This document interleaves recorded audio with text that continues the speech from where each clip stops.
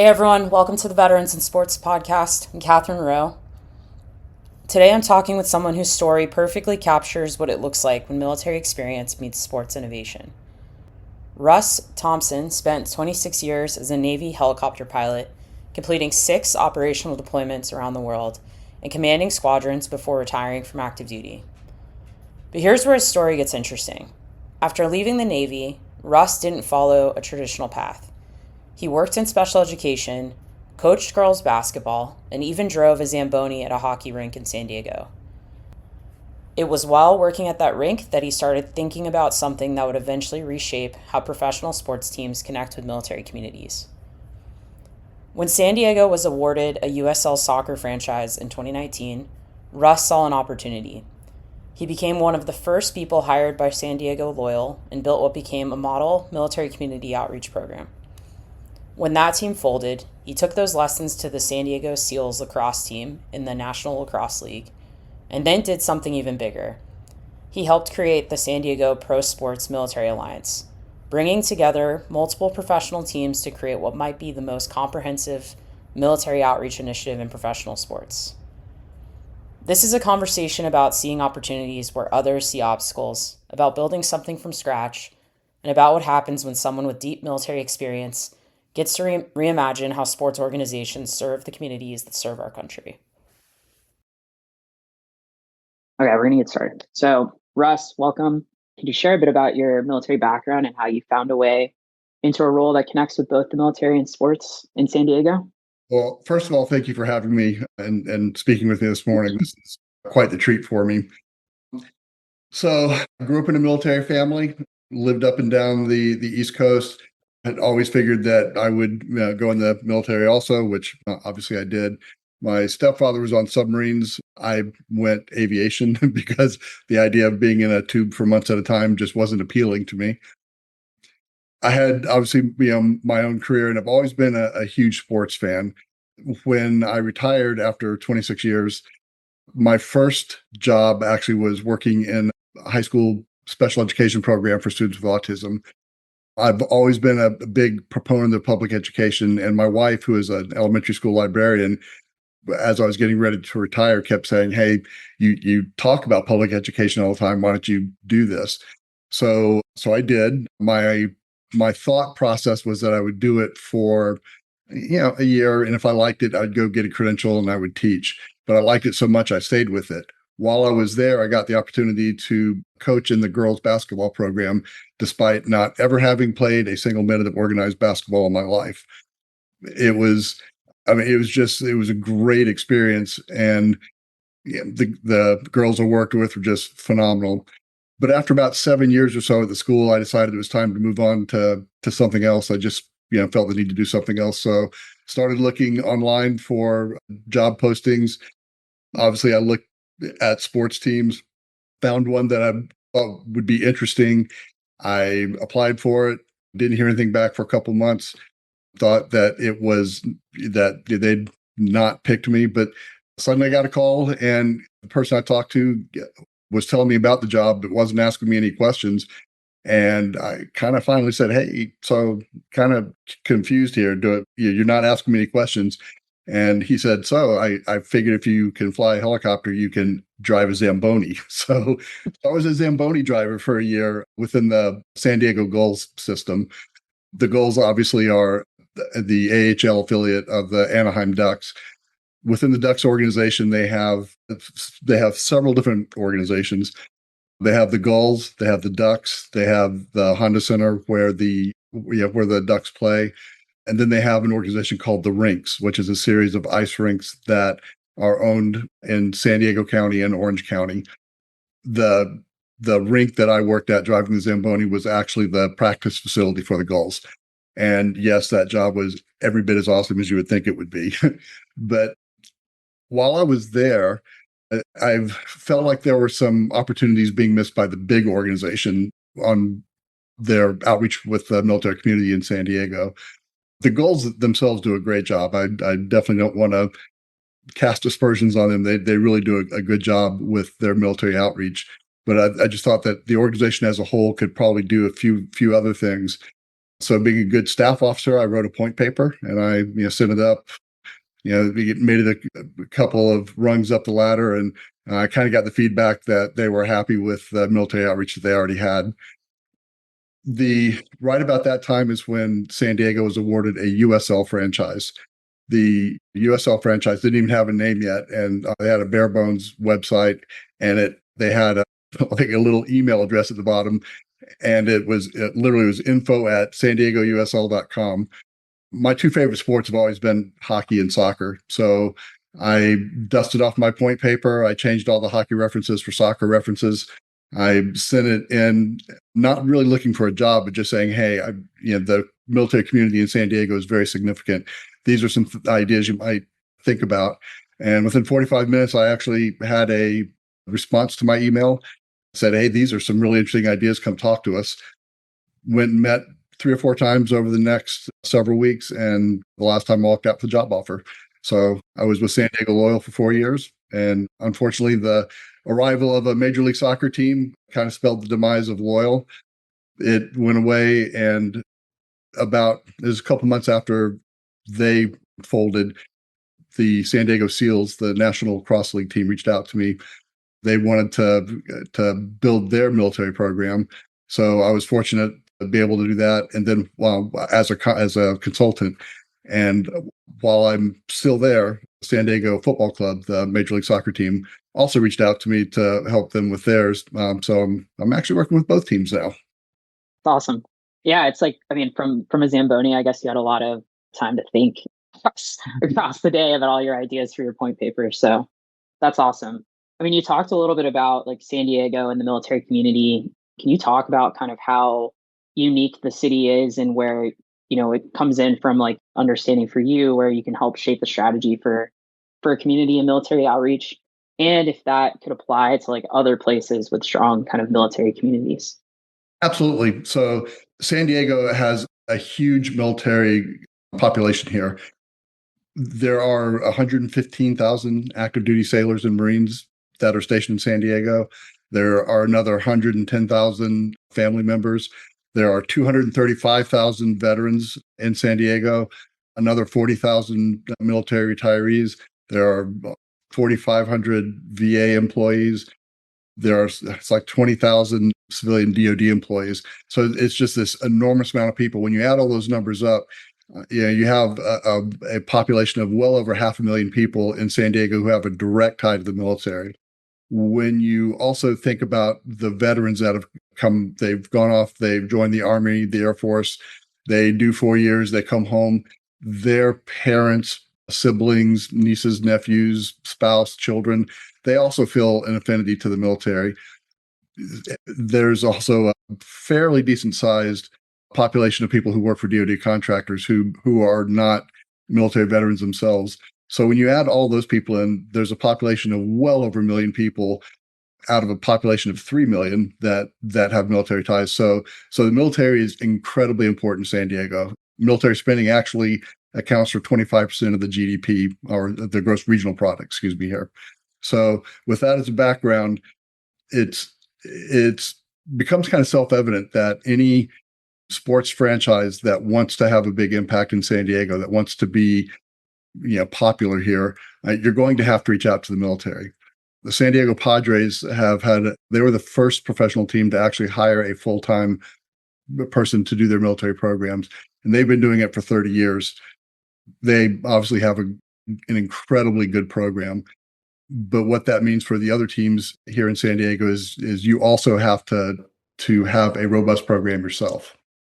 Yeah, no, for sure. I mean, as a military kid myself, like it definitely hits on some of the topics of where, like, even obviously I served, but even if I hadn't served, like that connection to the military will always be there from growing up into it, and it's so deeply rooted in that, and that a lot of folks are from other places, but they can build relationships with the local teams for sure. And you talked about a point paper. I think like one of the big things that we talk about with veterans is being ready for the opportunity.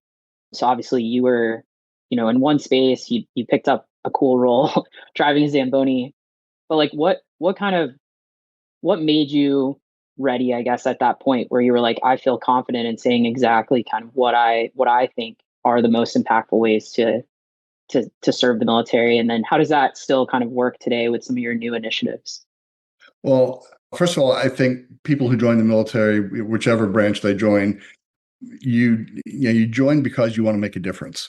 There's this idea of service that I think we all, even if it's not something that's consciously on your mind as you go through your initial training, it certainly becomes part of it. So that's, I think it's something that's just ingrained into us. The other thing that I think really helps veterans as you start looking at these kind of roles are you're you're given responsibility as a very junior person, regardless of whether you're officer or enlisted. Within a couple of years of putting on a uniform, you're leading people and leading them in dangerous situations. So that gives you a maturity and an ability to kind of plan and think ahead that I think some of our civilian counterparts miss out on. I I kind of created my own job to a certain extent. Yeah. But that's one of the things when I talk to veterans here or people who are soon to separate here in San Diego, that it's all about making sure you're prepared for an opportunity that comes along. When I wrote that point paper, excuse me, when I wrote that point paper, I had done some research. I looked at the population in San Diego. I looked at all the numbers of military people here.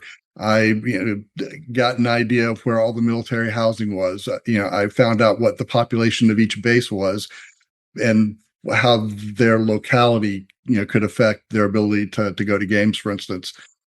With that information in hand, I was prepared when I first started talking to San Diego Loyal, for instance. I could tell them where the military populations in San Diego were, where the housing was, where the bases were, which bases were bigger, which bases were smaller, which ones would give them a bigger bang for their buck if they were to try to become involved on those bases. So it's all about preparing the battlefield, preparing the battle space, and then being ready when the opportunity comes. Yeah, for sure.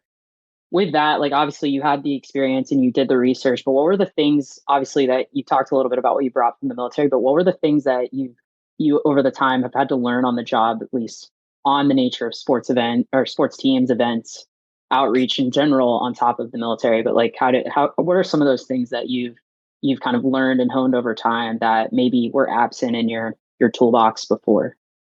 Well, first of all, being part of a startup team with San Diego Loyal was that in itself was an incredible learning experience. I got to see an organization go from literally fold out tables and fold up chairs, to an established professional team. With that, because of the small size of the organization to start with before it grew, I mean, I learned a ton about the business side of sports, and I think that's one of the things that as a military member, you're not really exposed to the business considerations that drive the military, certainly. So that in itself was an education, and I wasn't. There were a lot of things that I thought I knew before I started with San Diego Loyal, but as I saw how a team actually runs, how the business side runs, I certainly tailored some of the things that I thought I could accomplish to try to fit in better with their needs. At the end of the day, they're a for-profit company. A lot of teams lose money, but first of all, you want to try to minimize the losses and at some point become profitable. So while you want to be altruistic and you always want to do the right thing for the military members that you come in contact with, in the back of your mind, you always have to keep in mind that at the end of the day, you're working for a company that's trying to make money. And there's a little bit of a balance of how you plan events and how you do things that benefit the military members here in San Diego, while also being cognizant of the fact that at the very least, you don't want to waste resources that the team gives you. Yeah, no, for sure. I mean, I think kind of transitioning to what some of those things might be, I always get a little bit, you know, you see a lot of people get recognized, and maybe the national anthem's played before every game and so on and so forth. What are some of the things that you're doing kind of behind the scenes that may not be right at, on the field or on the ice or, any other place? What's kind of a year round look like for you, and how does that kind of come to life throughout the year? Okay, so for the two teams that I work with, one I do how do I want to say this? I really want to foster this idea that, yeah, first of all, those of us who wear uniform are people just like anybody else. I think sometimes people who aren't familiar with the military have this idea that's formed by the TV shows and the movies they watch, and we all know that those aren't always accurate. And at the end of the day, we all, we're people who come from the same society that they do. So one of the things I want to do is try to familiarize both the operation side of the house, the players and the coaches, and the front office side of the house with military members. I want them to kind of appreciate the service or the sacrifice that goes with military service, not just by the service member, but by families also. Yeah, so trying to constantly foster these contacts, whether it's we go to the bases and do activations, or whether we invite sailors and Marines to our facilities to kind of see how we do things. Yeah, that's one of the things I'm always doing. I also want to have events on base. I want to do things that make it so that you're the break in your routine. Something that is fun to do. For instance, we're planning watch parties on active Navy ships. Both here in San Diego. So I want to do things that are fun. And I also want to do things that are meaningful. While we establish relationships with military and veteran service organizations, with them we do everything from helping provide volunteers for their events to having. Well, just a couple weeks ago, we had a couple of San Diego FC players out of the Armed Services YMCA event where they put on like a little mini clinic for the kids there. It's those kinds of things that make military members and military families feel seen and appreciated. Yeah, no, for sure. I mean, you've talked about this a little bit, but I think like what I've always found cool about what you've worked on over time and how long we've known each other is just the different opportunities that you found within the ecosystem. But I guess like you went from being kind of high level in the military, to teaching, to coaching. What really drives you personally, and like what parts of your military experience do you draw upon to connect with service members and their families and then help bridge that gap? Because I think that's a lot of times where you've talked a little bit about making people feel seen. How do you uniquely do that? Because I think we see a lot of organizations make these efforts, but maybe not hit the right notes in that part of their roles. Okay, so I'll tell you a little story from when I was growing up and it's really the thing that drives me. When I was in between my 7th and 8th grade year, like I mentioned before, my stepfather was on submarines. So we were stationed in New London, Connecticut. There was a summer program that year that was run by, at the time, Special Services, now MWR. If at the end of the summer you had done all the things you were supposed to do and you had 100% attendance, they would take you to a Red Sox game. So yeah, growing up, especially as a military kid in the 70s, when pay wasn't really keeping up with the inflation at the time, going to professional sports events it just wasn't realistic for my family. We just didn't have the money. Always being a big sports fan, and having lived in New England for several years at this time, and being a big Red Sox fan in particular, I made it my mission to complete everything I had to complete and make it to the trip. At the end of the summer, sure enough, I was selected to go. So I can tell you that I have vivid memories of my mom dropping me off that morning at the elementary school where we were leaving from, getting on the bus, taking the trip up to Fenway Park. I remember getting off the bus and having chaperones give you your paper tickets, which we then, gave to the old guy behind the old-fashioned turnstile who, ripped your ticket in half and you went in. I remember, walking out the tunnel into our seats were on the third baseline in between home plate and third base. I mean, they were really good seats.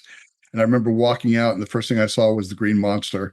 And this was something I'd seen on TV hundreds of times, but to see it for the first time in person, it was kind of overwhelming. It was just, this thing that I kind of never thought that I'd actually see in person.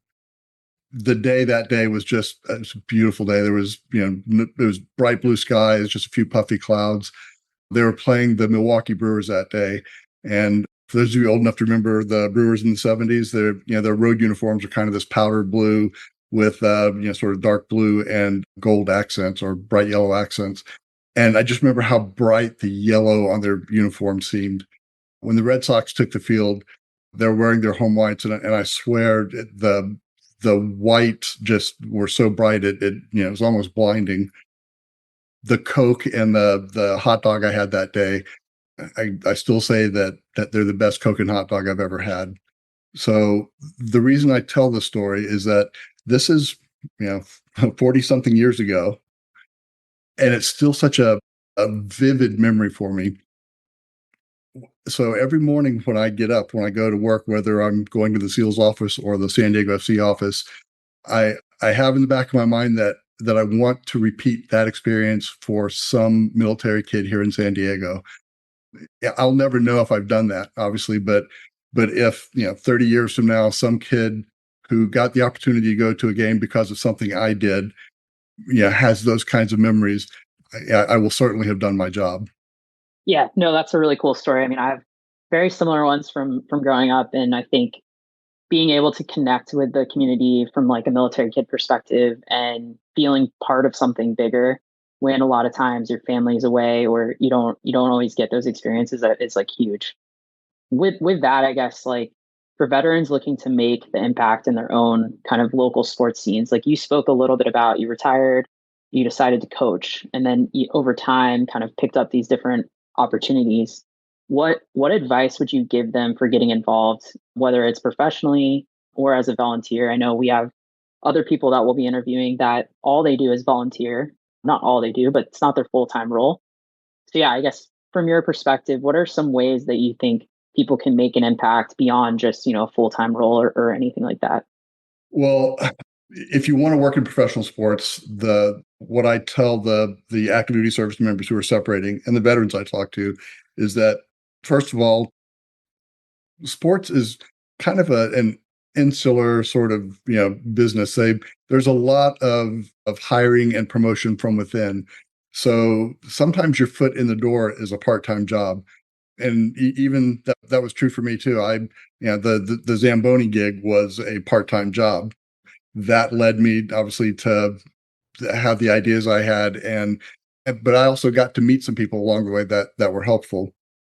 Yeah, so don't be afraid to take the part-time job. Now I realize that that's not there are some people who can't do that because of their family situations or whatever, and I get it.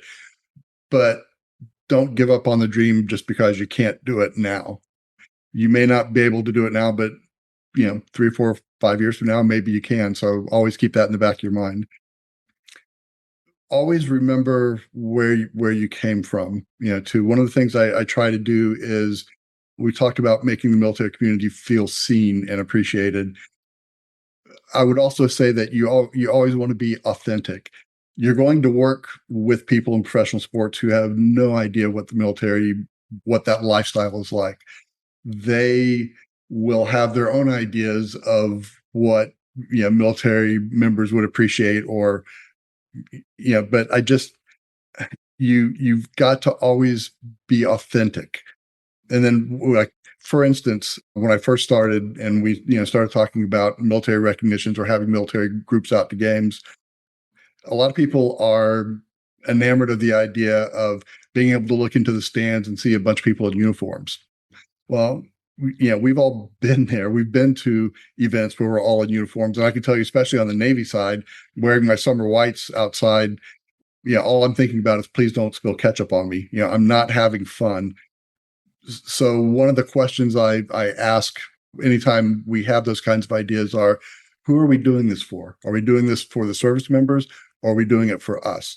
Because I will always fight to do the thing for the service member. And the organization, yes, going back to, we want to, we're a for-profit business. We definitely want to make money. But if we're saying we're doing something for service members, then we need to do something for service members, not for ourselves.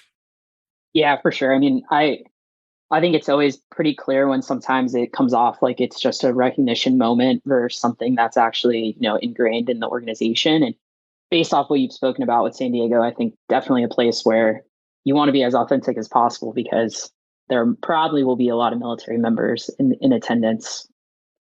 I guess with that, two last questions. When you were going through that transition and kind of looking in ways and learning to write your point paper, and as you kind of continue to hone like your approach and strategy, what kind of resources do you use to really get to where you want it to be? First of all, when you're talking to sports teams, and I know I've said this over and over again, but I really want to hammer home the point that they are a business. And a lot of people, I think, you understand that, yes, there are players, there are coaches, there's training staff, there are people who sell tickets, but you don't really understand the fact that, there's IT people, there's HR people, it is a business. The way you appeal to business people is by numbers. Numbers, speak to them. So when I started talking about what was going on with the San Diego military community, as I mentioned before, I went after the numbers. How many people are here? How many military members are here? Where are they? What's the spread in their incomes? How many of them have families? That kind of stuff. One of the other things that you like tangentially, you talk about, okay, this is a big Navy Marine Corps town.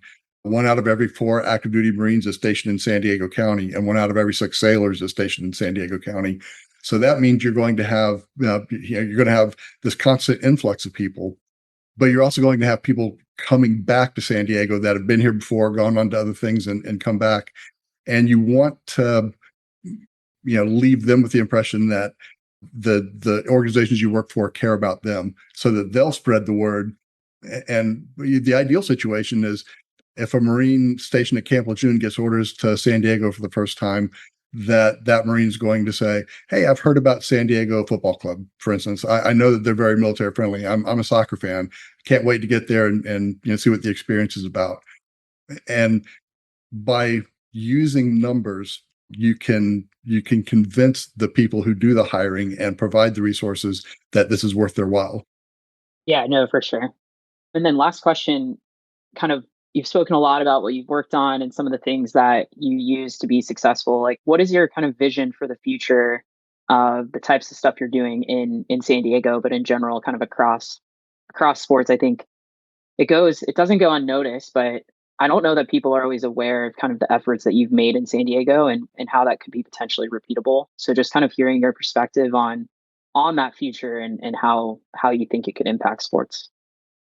So in my work with San Diego Football Club, for instance, the person who I report to, the VP of community, he and I have had numerous conversations about how what we're doing at San Diego Football Club can be translatable to the entire Major League Soccer ecosystem. Now, every market is different, and you certainly have to appreciate that. San Diego has a huge military market. Washington, D.C. does. Seattle does too. Minnesota, not so much. There's not a single active duty facility in Minnesota. But what that means is you have to understand your market. And then if you don't have a high number of active duty military, but you have a significant number of veterans, for instance, Portland and Oregon, not much active duty, just a little bit of Coast Guard. But as a percentage of population, there's a huge veteran population there. So as you look at what programs you'd like to build with a professional team, understand what your market is and understand, how the needs of your market are different from other markets. So, I guess that's one thing I would leave you with, is that, every city is different and every military population is different. So you need to understand what those differences are and how you can make a difference in your community. No, for sure. Well, Russ, thank you so much. I owe a lot of things to you over the last several years that we've known each other and what you've done. You've helped so many veterans. I know I've sent your way, even folks that aren't interested necessarily in your work, but more interested in just being in San Diego and your connections and things like that. So really appreciate your time, your efforts, and the impact you've made. Any parting thoughts, I guess? Yeah, actually, one of the things I didn't touch on that you just kind of reminded me with that last little bit is networking is, I cannot stress enough how important networking is. I was not good at it. I'll tell you, when I was driving the Zamboni, I was not good.